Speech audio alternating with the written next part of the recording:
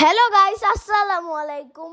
আজকে সন্ধ্যায় মম রান্না করে আমার জন্য স্পাইসি রামেন। তোমরা দেখো এখানে সসেসও ছিল। আর গাইস, এটাতে এত স্পাইসি সস দিছে আমার মাথাই গরম হয়ে যায়।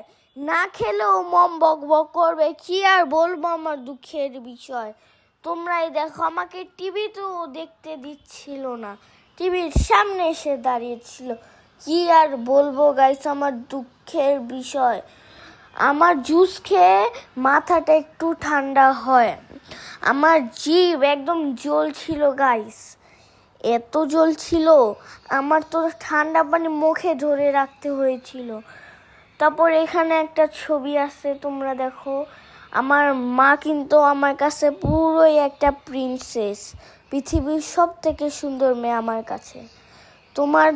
তোমার কাছে সুন্দর মেয়েকে বলে যাও বাই।